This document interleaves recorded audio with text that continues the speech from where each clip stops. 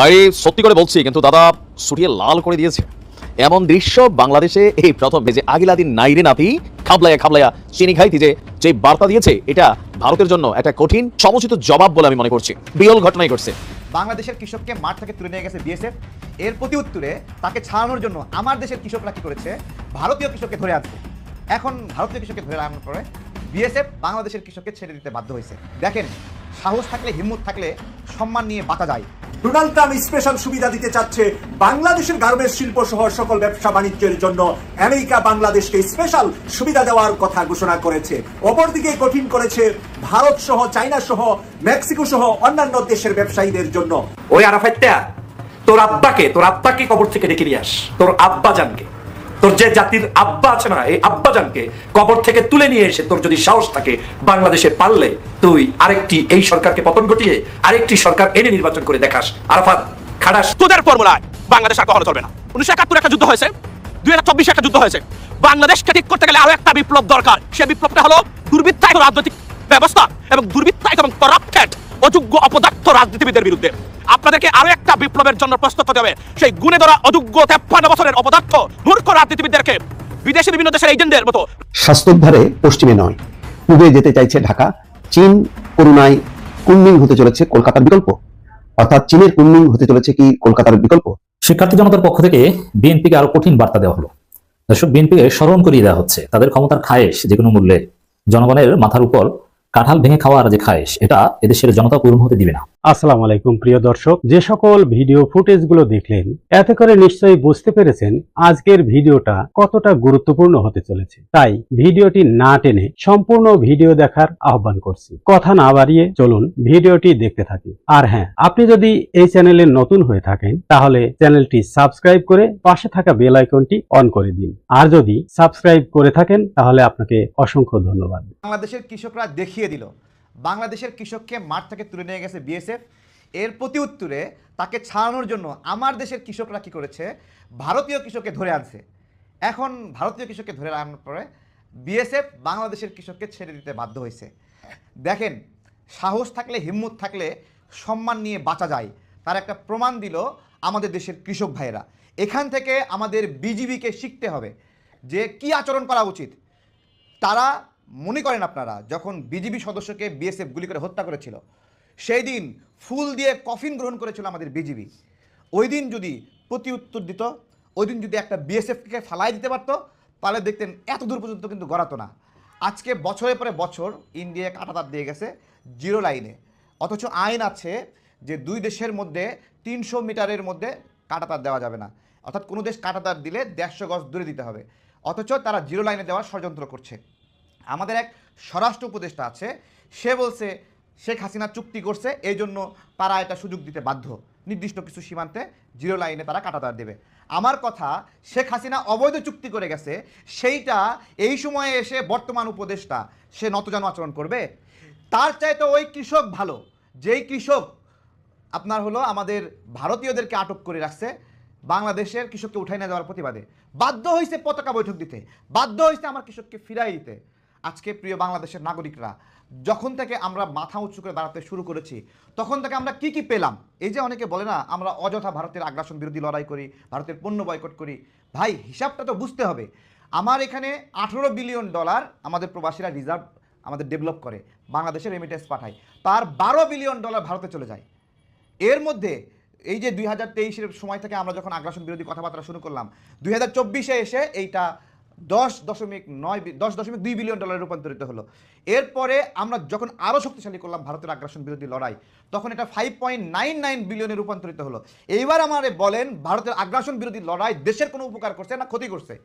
আমাদের কোম্পানি, আমাদের ফ্যাক্টরিগুলো ভালো চলতো না, সেগুলো ভালো চলছে। এইটা যারা বোঝে না তাদেরকে আমরা কী দিয়ে বোঝাবো? আমরা সবাইকে আহ্বান জানাই, ভারত ইস্যুতে নতজানু করার কোনো সুযোগ নাই। আপনারা শিখবেন কার কাছ থেকে? বাবুর ভাইয়ের কাছ থেকে শিখবেন। আপনারা কার কাছ থেকে শিখবেন? ইলিয়াস ভাইকে দেখে শিখবেন। ইলিয়াস ভাই কোন ইলিয়াস ভাই? সাংবাদিক ইলিয়াস ভাইকে তো আমরা শিখবই, কিন্তু আরেকজন ইলিয়াস রয়েছে যে বরাক নদীর উপরে টিপাই মুখ বাদ দেওয়ার প্রতিবাদে লং মার্চ করেছিলেন, ভারতের আগ্রাসনের বিরুদ্ধে লড়াই করতে গিয়ে গুম হয়েছেন, নিহত হয়েছেন। সে আমাদের আগ্রাসন বিরোধী লড়াইয়ের অনুপ্রেরণা। আমরা আজকে এই কৃষকের ঘটনা থেকে যদি শিক্ষা নিতে না পারি, আমাদের বিডিআর আমাদের বিজিবি যদি শিক্ষা নিতে না পারে, তাহলে আর কিছু করার নাই। এবং সাম্প্রতিক সময়ে ভারতের সাথে বাংলাদেশের যে দ্বন্দ্ব সীমানা কেন্দ্রিক আমাদের উপর যে আগ্রাসন চালাচ্ছিল, আমাদের জনগণকে সবাই স্যালুট দেন একবার। বিজিবিকে বলবো জনগণের কাছ থেকে শেখেন, তাদের মধ্যে যে জ্বালা, দেশের জন্য যে জ্বালা, এই জ্বালা আপনার মধ্যে জ্বলান। এবং সরকারকে বলবো দ্রুত এই বিজিবি নামটা পরিবর্তন করে বিডিআর নাম দেন। বর্ডার গার্ড এটা কোনো টেকসই এবং জুতসই নাম না। বাংলাদেশ রাইফেলস এটা হলো জুতসই নাম। এবং বাংলাদেশ রাইফেলস এই নাম যখন ছিল তখন ভারত ভয় পাইতো, আর যখন থেকে বর্ডার গার্ড হয়ে গেছে তখন আমাদের বিজিবিকে চৌকিদার হিসেবে বিবেচনা করছে বিএসএফ। এটা আমাদের মাথায় রাখতে হবে। ওরে আরাফাতটা, তোর আব্বাকে কবর থেকে ডেকে নিয়ে আস।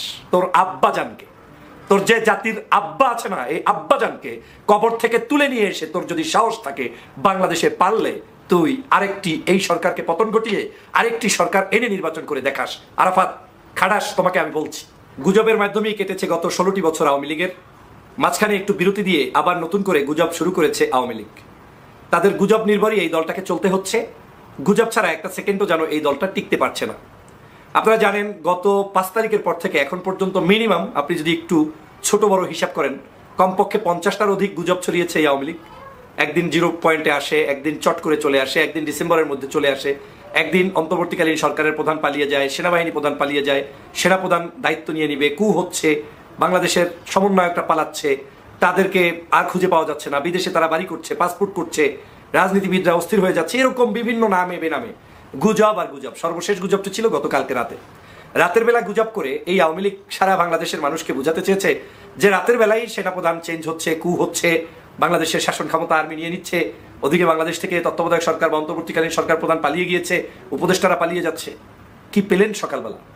এই গুজব বাহিনী আসলে কোনো লজ্জা শরম নাই, এতটা বেহায়া নির্লজ্জ হয়েছে যে তারা এখন আর এই ধরনের কাজ করতে বিন্দুমাত্র তাদের শরমও করে না। ওদের যে পেজ, ওদের যে ফলোয়ার, ওদের যারা লোক, তাদের ওইগুলোতে ঢুকে শুধু প্রস্তাব করেও যদি আসেন তাও আপনার কাছে ঘৃণা লাগবে যে কিভাবে মিথ্যা কথাগুলো সুন্দর করে উপস্থাপন করে। আজকের সেরকম আরেকজন গুজববাজের কথা বলবো স্পেশালি, তিনি হচ্ছেন আরাফাত।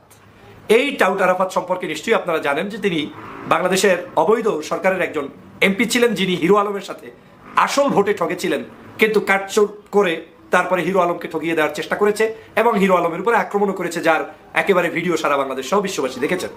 সেই আরাফাত আজকে বলছে, গুজববাজ আরাফাত, যে আগামী নির্বাচন ইউনূসের অবৈধ সরকারের অধীনে হবে না, এই গণশত্রু সরকারকে বিদায় নিতে হবে। বলে কে? চোর, টাউট, গুন্ডা, খুনি আরাফাত। এই যে টাউট, এই টাউট বলছে যে আগামী নির্বাচনের জন্য ওর বাবার জন্য একটা নতুন করে তত্ত্বাবধায়ক সরকার গঠন করবে, সেটার মাধ্যমে উনি নির্বাচন করবে। ওরে আরাফাতটা, তোর আব্বাকে কবর থেকে ডেকে নিয়ে আস। তোর আব্বা জানকে, তোর যে জাতির আব্বা আছে না, এই আব্বা জানকে কবর থেকে তুলে নিয়ে এসে তোর যদি সাহস থাকে বাংলাদেশে পারলে তুই আরেকটি এই সরকারকে পতন ঘটিয়ে আরেকটি সরকার এনে নির্বাচন করে দেখাস। আরাফাত খাড়াস, তোমাকে আমি বলছি।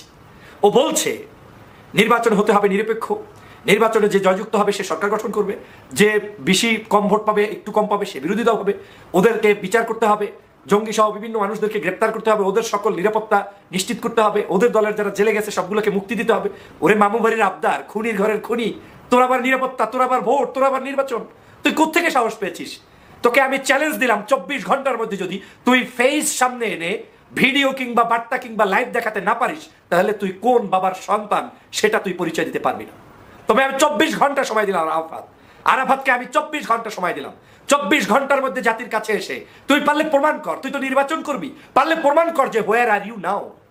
তোমার যদি শক্তি থাকে, তোমার যদি কোনো ধরনের এতটুকু চ্যালেঞ্জ গ্রহণ করার মুরাদ না থাকে, তাহলে তুই আবার বাংলাদেশের রাজনীতি নিয়ে কথা বলিস কেন?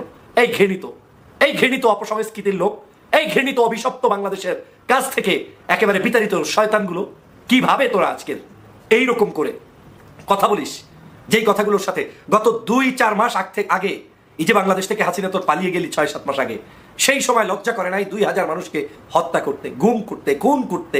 এখনো মানুষগুলো বিছনায় কাতরাচ্ছে। শরম আছে, লজ্জা আছে এই বেহায়াদের? এরা আবার রাজনীতি করতে চায় বাংলাদেশে। কি চিন্তা করে দেখেছেন? এই গুজববাজরা হচ্ছে সকাল সন্ধ্যা এই কথাগুলো বলে। এখন আপনারা বলতে পারেন বলে কেন? হ্যাঁ বলে একটা কথা বলতে বলতে এস্টাবলিশমেন্ট করতে চায় যে we are active in politics. তারা এখন পলিটিক্সে অ্যাক্টিভ আছে। যারা হারিয়ে গিয়েছে, যাদের বিচ্ছিন্ন হয়ে গিয়েছে, যাদেরকে কেউ খুঁজে পায় না, এমনকি আওয়ামী লীগের, ছাত্রলীগের নেতাকর্মীদেরকে দেখবেন তাহাজ্জুদের সময় 3 থেকে 4 জন মিলে একটা মিছিল করে, মিছিল করে তার মধ্যে আবার 2 জন পিছনে তাকায়, বারবার এরকম তাকায় কেউ আসছে কিনা দেখে। তো যারা তাহাজ্জুদ গুজারির মিছিল করে আবার সেখান থেকে 2 জন পিছনে তাকিয়ে দেখে যে কেউ আসছে কিনা, তারা নাকি বাংলাদেশে আসবে, নির্বাচন করবে, আবার তারা বলছে যে এটা করতে হবে সেটা করতে হবে। তোমার এই ষড়যন্ত্র, তোমার এই বক্তব্য, আমি অবাক হয়ে যাই। এই বক্তব্যগুলো নিয়ে কথা বলতে হয়, এটাও আমার কাছে ঘৃণা লাগে। কতটা অভিশপ্ত এগুলো। আচ্ছা বলেন তো, আরাফাত এই যে ওরে মানুষ বলে যে কোমরা পটাশ না কি কি বলে, আমি তো এগুলো জানিও না এই ভাষাগুলো, তো এই যে পটাশগুলো যে কথা বলে, কোত্থেকে বলে? ও যদি মায়ের সন্তান হয়, বাবার সন্তান হয়, ও আমি লাইভ করছি আপনারা জানেন, যখন যেখানে বসে লাইভ করছি, আওয়ামী লীগের আমলেও আমি বলেছি আমি এখন মালয়েশিয়ায়, আমি এখন অস্ট্রেলিয়ায়, আমি এখন আপনার কি বলে তুরস্কে, আমি এখন অমুক জায়গায়, বলি নাই? তোরা কোথায় আসছিস বল? তুই যদি বলতে পারিস যে তুই এখন ভারতে পালিয়ে আছিস, বল যে আমি ভারত থেকে বলছি।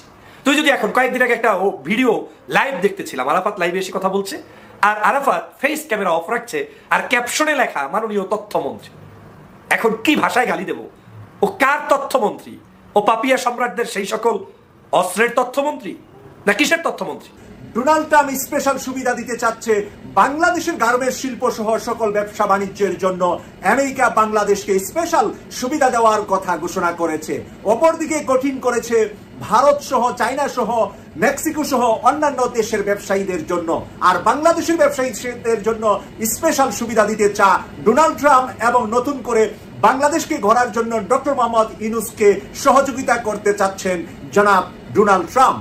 প্রিয় দর্শক, জনাব ডোনাল্ড ট্রাম্প নির্বাচিত হওয়ার আগ পর্যন্ত আমরা শুনে আসছিলাম আওয়ামী লীগের প্রপাগান্ডাগুলা। তারা প্রপাগান্ডা চালিয়েছিলেন যে ভারত থেকে, ভারতীয় বাংলা মিডিয়াগুলা থেকে, ভারতীয় ইংরেজি মাধ্যম এবং উর্দু, হিন্দি সহ ভারতীয় বিভিন্ন মিডিয়াতে তারা প্রপাগান্ডা চালিয়েছিলেন ডোনাল্ড ট্রাম্প 20 জানুয়ারি শপথের পরে ডক্টর মোহাম্মদ ইউনূসের ক্ষমতা ছিনিয়ে নেবেন এবং ডক্টর মোহাম্মদ ইউনূসকে ক্ষমতা থাকতে দিবেন না, আর শেখ হাসিনাকে ভারত থেকে বাংলাদেশে যাওয়ার ব্যবস্থা করবেন।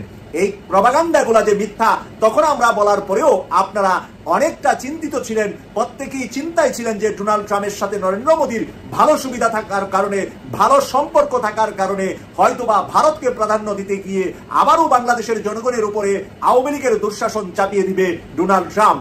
এবং জনাব ডক্টর মোহাম্মদ ইউনূসের সাথে হিলারি ক্লিনটন সহ ডেমোক্রেটিকদের সাথে ভালো সম্পর্কের কারণে ডোনাল্ড ট্রাম্প বেজার হয়ে ডক্টর মোহাম্মদ ইউনূসকে অসহযোগিতা করবেন এবং বিভিন্ন ধরনের চাপ প্রয়োগ করবেন, যাতে করে ডক্টর মোহাম্মদ ইউনূস ক্ষমতা ছেড়ে চলে যাওয়ার জন্য প্রস্তুতি নেয়। প্রিয় দর্শক, এই সকল প্রপাগান্ডা আজকে মিথ্যায় পরিণত করলেন ডোনাল্ড ট্রাম্প নিজের মুখ থেকে। অপরদিকে বাংলাদেশের পাশে যেই দেশটি বাংলাদেশকে চিপিয়ে রাখার জন্য, গলা টিপে টিপে হত্যা করার জন্য বারবার চেষ্টা করছে, সেই ভারতকে চায়না আজকে যে নিউজটি দিয়েছেন, ভারত মহাসাগর দখল করে নিচ্ছেন চায়নার নৌবাহিনী। প্রিয় দর্শক, চায়না এখন ভারত মহাসাগর দখল করে তারা তাদের নিজের জায়গা বলে দাবি করছেন, আর ভারত এখন অসহায়ের মতো কাতরাচ্ছে। না আমেরিকা তার পাশে আছে, না চায়নার দুশ্মনী বা চায়নার প্রতিযোগিতায় তার হাতে কোনো সহযোগিতা আছে। রাশিয়ার কাছ থেকে ভারত পাচ্ছে না কোনো ধরনের সুবিধা বা কোনো ধরনের সিম্পিতি। নরেন্দ্র মোদীর এই অপকর্ম আজকে রাশিয়া, চায়না, আমেরিকা সহ সবাই জেনে ফেলেছে যে নরেন্দ্র মোদীর কুকীর্তির কারণে বাংলাদেশের রাজনীতিতে ওই সমস্ত দেশগুলো বিতর্কিত হচ্ছিলেন। তাই রাশিয়া নিজেকে পরিষ্কার করার জন্য বাংলাদেশের সাথে তাদের যে ব্যবসা বাণিজ্য আছে, রূপপুর পারমাণবিক কেন্দ্র আছে, সেটা যাতে করে কন্টিনিউ করতে পারে রাশিয়া, সেই কারণে ডক্টর মোহাম্মদ ইউনূসের সাথে ভালো সম্পর্ক গড়ার জন্য সেদিন তাদের অ্যাম্বাসেডর দৌড়িয়ে গিয়েছেন বাংলাদেশের পররাষ্ট্র উপদেষ্টার কাছে এবং বলছেন যে রাশিয়া ডক্টর মোহাম্মদ ইউনূস সরকারকে সহযোগিতা করে পাশে থাকতে চায়। প্রিয় দর্শক, সেই জায়গা থেকে আজকে পরিষ্কার যে চায়না বাংলাদেশের ডক্টর মোহাম্মদ ইউনূসের পাশে আছে, রাশিয়া বাংলাদেশের ডক্টর মোহাম্মদ ইউনূসের পাশে আছে। আজকের ডোনাল্ড ট্রাম্পের ঘোষণায় আমরা বলতে পারি যে বাংলাদেশে এই মুহূর্তে যারা ডক্টর মোহাম্মদ ইউনূসের বিরোধিতা করবেন, তাদের বুঝে শুনে বিরোধিতা করা উচিত।